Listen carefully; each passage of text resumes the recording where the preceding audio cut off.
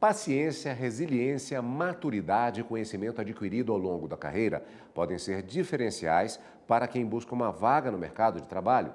As empresas também têm apostado nos mais experientes. Com 61 anos de idade e quase 40 de profissão, essa jornalista é daquelas que não pensa em parar de trabalhar. A estante cheia de livros mostra a vontade de aprender sempre mais para escrever boas reportagens.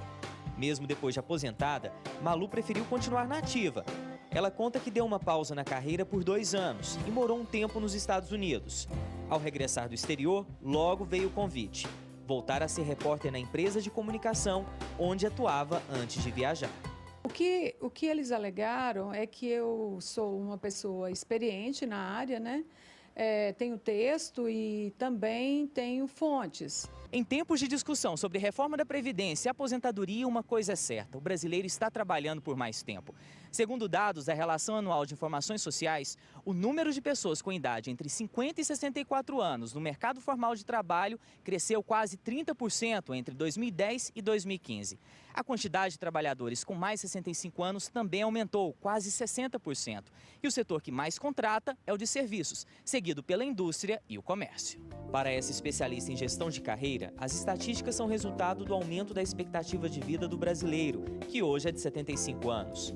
Ela também observa que o preconceito com os profissionais mais velhos já não tem muito espaço nas empresas.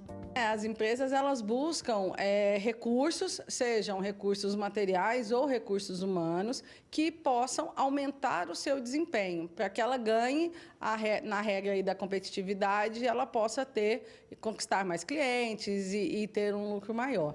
E como diz o ditado, nunca é tarde para recomeçar, o primeiro passo para quem quer iniciar uma carreira ou se manter no mercado de trabalho após os 50 anos é acreditar em si mesmo. Se você, que é mais experiente, que tem mais de 50, mais de 60, partir do pressuposto que você está velho, esse é o maior pecado. Então, primeiro, a minha dica é: saiba o quão produtivo você é. É o famoso, analise com você quanta lenha você tem para queimar.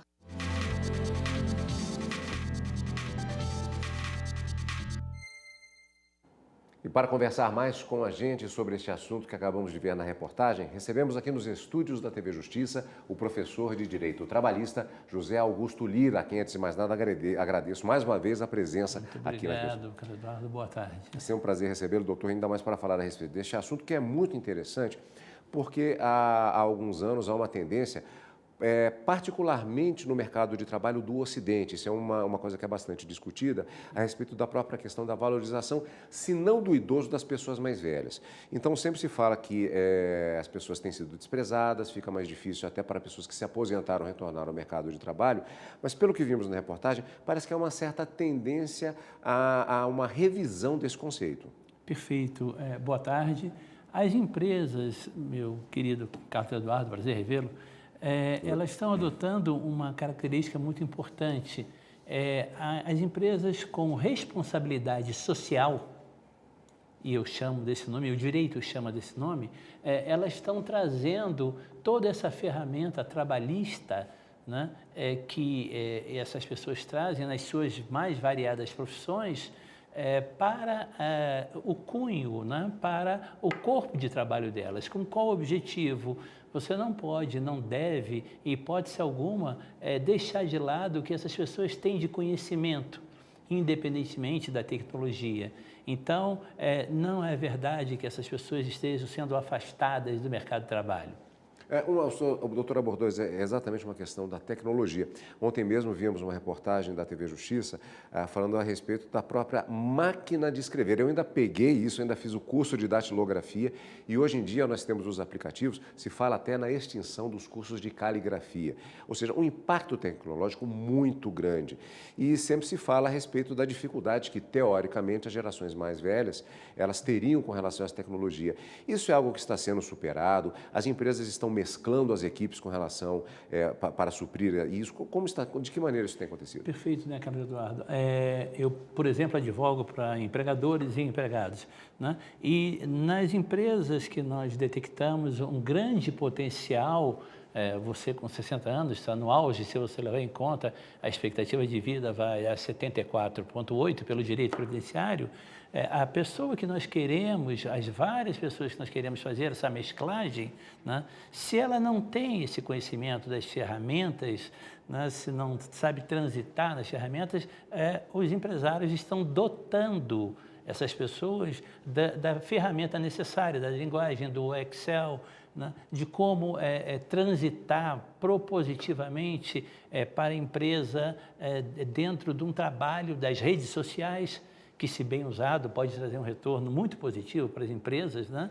Então, treinamento para dotá-los de conhecimento necessário para atuarem nesse aspecto, protegendo, evidentemente, o aspecto qualitativo, evitando uma doença do trabalho, uma doença profissional por uso excessivo da ferramenta. Doutor, falando em termos de legislação e até com relação até às pessoas mais velhas efetivamente, que já são atingidas pelo Estatuto do Idoso, o que essa legislação, incluindo também a CLT, garante? Existe alguma coisa, alguma abordagem específica para essas pessoas? Elas garantem e elas são absolutamente claras em algo que a Constituição já diz, né? O respeito à dignidade da pessoa humana, o respeito à justiça social. É importante para os nossos telespectadores colocar a questão das férias. As férias antes da reforma, você não tinha como parcelar as férias de quem tinha mais do que 50 anos. Era o texto legal. Salvo em condições excepcionais, você podia parcelar em 2 períodos, um dos quais não podia exceder a 10 dias. Hoje, né, e deixando bem claro, isso só vale para quem entrar na empresa após a reforma, a Lei 13.467. Hoje, o que acontece? Eu posso parcelar as férias de quem tem mais do que 50 anos. Isso aí, telespectadores e Carlos Eduardo, me preocupa, porque a OMS, quando solicita, ela não recomenda, de que as férias tenham um mínimo de 10 dias, ela está pensando no aspecto qualitativo da saúde. Então, parcelar em 3 vezes, há uma preocupação da minha parte, como advogado trabalhista, professor e previdenciarista também. Isso deve ser dito. Doutor, muito obrigado pelos esclarecimentos e vamos continuar acompanhando e torcer para que essa tendência de mesclar justamente continue prevalecendo. Eu concordo com isso. Doutor, muito obrigado. Agradeço.